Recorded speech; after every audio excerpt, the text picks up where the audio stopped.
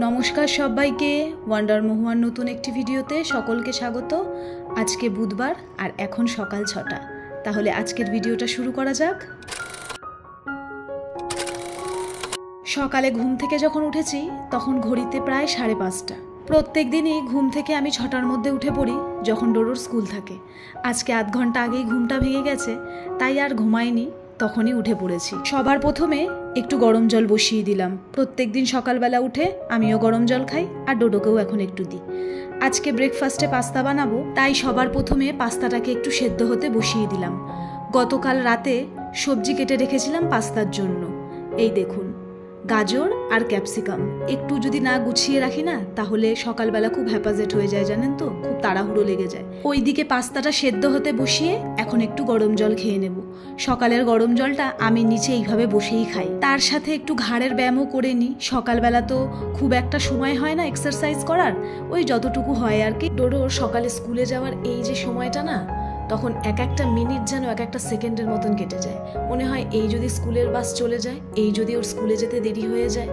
আজকে egg chicken pasta বানাবো। এর আগের দিন তো হোয়াইট সস পাস্তা বানিয়েছিলাম। গতকাল রাতে যতটা পারি ব্রেকফাস্টের জিনিসগুলো হাতের কাছে রেখে দিই। এই যেমন ধরুন আজকে পাস্তা করব, তাই গতকাল রাতে পাস্তার প্যাকেট, তার সাথে যে সমস্ত মশলা সবজি যতটা পারি গুছিয়ে রেখে দিই, যাতে সকালবেলা আমার খুব একটা তাড়াহুড়ো না লাগে। আমার আগের ভিডিওতে সানি ব্যানার্জি নামে আমাকে একজন কমেন্ট করেছে, হাই দিদি, I am your new viewer, beautiful home, God bless you my sister and your family abundantly, love from Dubai. Thanks a lot brother, thank you very much for such a nice comment and stay by my side like this.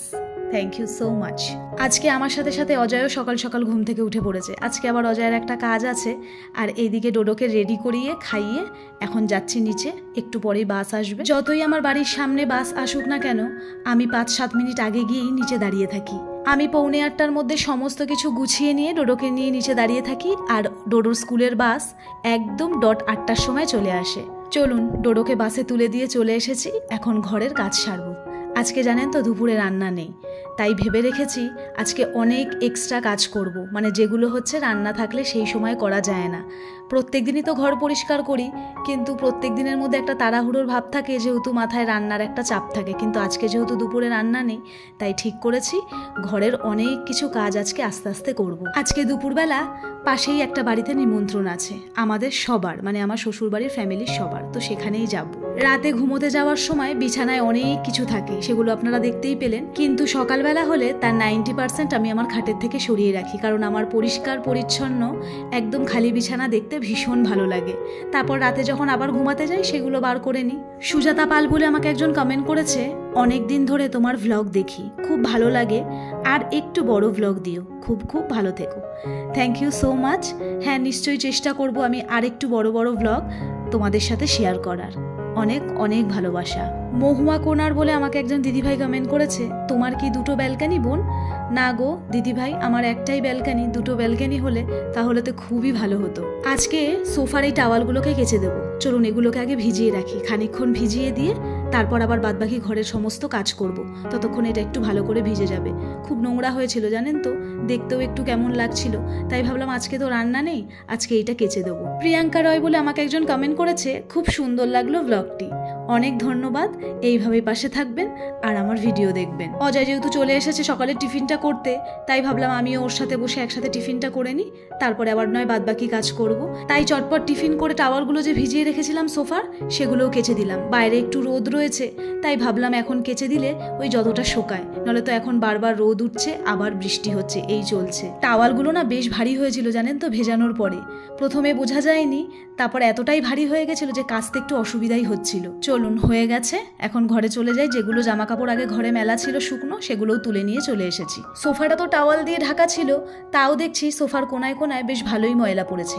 আসলে সোফাটা তো একদম জানলার ধারে, আর জানলা দিয়ে যেহেতু ভালোই ধুলোবালি ঘরে ঢোকে, তাই এই সোফাটা একটু বেশি নোংরা হয়ে যায়, আর তার সাথে সাথে আমার এই টিভি ক্যাবিনেটটাও। তাই আমি প্রত্যেক দিনই ঘর পরিষ্কার করার সময় সোফাটা প্রত্যেক দিনই পরিষ্কার করে নিই, তাহলে আর অত ময়লা জমতে পারে না। শতাব্দীস ব্লগ বলে আমাকে একজন কমেন্ট করেছে, দিদি একটা আবদার নিয়ে কমেন্টটা করলাম, আশা করি রাখবে। আমি তোমার রেগুলার ভিউয়ার্স, আমারও নিউ ফ্ল্যাটের কাজ চলছে, তাই তোমার কিচেনের ট্যুর আমি দেখতে চাই, বিশেষ করে মডিউলার কিচেনের অর্গানাইজেশনটা। First of all many congratulations বোন তোমাকে তোমার নতুন ফ্ল্যাটের জন্য। অ্যান্ড সেকেন্ড হচ্ছে অবশ্যই আমি আমার কিচেন ট্যুর তোমাদের সাথে শেয়ার করব, কিন্তু তার আগে আমার কিচেনে আরেকটু কাজ আমি করাবো, যেটা আমি ফ্ল্যাটে আসার পরেই ডিসিশনটা নিয়েছি। তো কালকে এসে যেই দাদা আমার ফ্ল্যাটে কাজ করে গেছে তাকে দেখিয়েও দিয়েছি, কথাও হয়ে গেছে। তো সেইটা কমপ্লিট হয়ে যাওয়ার পরে একটু তোমাকে ওয়েট করতে হবে, খুব তাড়াতাড়ি কাজ শুরু হবে, তারপর খুব ভালো করে আমি আমার কিচেনের ট্যুরটা তোমাদের সবার সাথে শেয়ার করব। আর এইদিকে ডাস্টিংয়ের কাজ করতে করতে আমার ফটো ফ্রেমের পেছনে যে স্ট্যান্ডটা থাকে সেটা ভেঙেও গেল আমার হাত থেকে।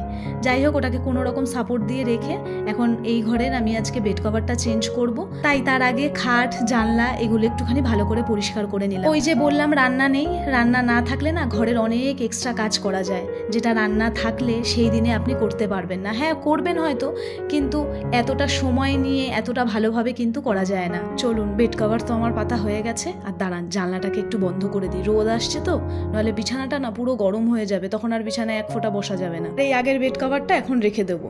মন্দিরা চ্যাটার্জি বলে আমাকে একজন কমেন্ট করেছে, তোমার ফ্ল্যাটটা আমার খুব ভালো লাগে, তোমার ভিডিওর আশাতে থাকি। অনেক ধন্যবাদ। এটা ভেবেও আমার ভালো লাগে যে আমার ভিডিওর আশাতে কেউ থাকে আর আমার ভিডিও দেখতে তোমরা এত ভালোবাসো। অনেক ধন্যবাদ, এইভাবেই পাশে থেকো। মোনালিসা মিডিয়াকর বলে আমাকে একজন কমেন্ট করেছে, দিদি কিভাবে ভিডিও ক্যাপচার করো, কি স্ট্যান্ড ইউজ করো, দেখিও পসিবল হলে। হ্যাঁ অবশ্যই দেখাবো আমি কিভাবে ভিডিও ক্যাপচার করি আর আমার ভিডিওর জন্য আমি কি ট্রাইপড ইউজ করি। এইদিকে তো সমস্ত ঘর ক্লিন করা হয়ে গেছে, চলুন এখন ডোডোর ওই স্টাডি রুমে যাই, আর ওইখানের কিছু জিনিস এখানে রয়েছে সেগুলো গিয়ে ওই ঘরে রেখে দিয়ে আসি। তৃপ্তি মল্লিক বলে আমাকে একজন কমেন্ট করেছে, তোমার ডাইনিং টেবিলের ম্যাটগুলো খুব সুন্দর। হ্যাঁ গো, ম্যাটগুলো সত্যি আমার ভীষণ পছন্দ, আর ওগুলো আমি কিনেছিলাম বিশাল থেকে। Thank you so much. এই রুমটাতে তো দরকার ছাড়া আসা হয় না, দরকারের কোনো জিনিস থাকলে আর ডোডো খেলা করে, ওর পড়াশোনার জিনিসপত্র থাকে, আর আমার বিজনেসের জিনিসপত্রগুলো আমি এই ঘরে রাখি। হ্যাঁ, আমি সংসার সামলানোর সাথে সাথে 2 বছর হলো আমি ঘর থেকেই একটা ছোট্ট বিজনেস চালাই, আর সেই সব বিজনেসের জিনিসপত্র আমি এই শোকেসটার মধ্যে রাখি। যখন ভাড়া বাড়ি থেকে এখানে আসছিলাম তখন অজয় না এই শোকেসটা আনতে চাইছিল না, বলছিল নষ্ট হয়ে গেছে, কিছু জায়গায় রঙও উঠে গেছে, তাই এটা নিয়ে যাওয়ার দরকার নেই। কিন্তু আমি বললাম না, একেবারে তো অচল হয়ে যায়নি, অনেক জিনিস এখানে রাখা যাবে। এখানে আমি আমার বিজনেসের জিনিসপত্র রাখি, আমি টুকিটাকি এখানে ওখানে যাওয়ার জামা কাপড়ও আমার এই শোকেসটার মধ্যে থাকে। ডোডো যেহেতু এই রুমে খেলতে আসে, তারপর ওর পিয়ানোটা আছে, ওটাও এখানে বসে এসে বাজায়, তাই এই রুমটাকেও কিন্তু আমাকে পরিষ্কার পরিচ্ছন্ন রাখতে হয়।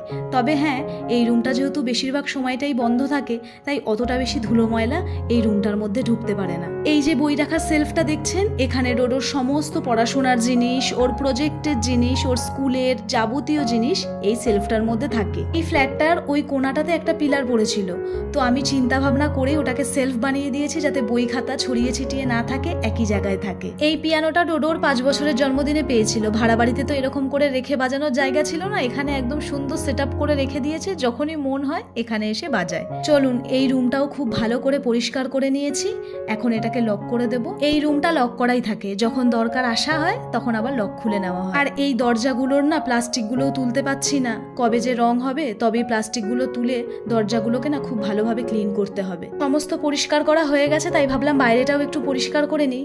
আমাদের যে দাদা প্রত্যেকদিন ময়লা নিতে আসে, সে প্রত্যেকদিন সিঁড়ি এই সমস্ত জায়গা পরিষ্কার করে দিই। এদিকের কাজ তো সমস্ত কিছু হয়ে গেছে, এখন রান্নাঘরের যে কয়েকটা কাজ ছড়িয়ে ছিটিয়ে রয়েছে সেগুলোকেই করে নেব। আমার আগের ভিডিওতে অজয় যে আমার ইনডোর প্ল্যান্টটা এনেছিল, আমি বলেছিলাম আমি এটার নাম জানি না, আপনাদেরকে জানাতে।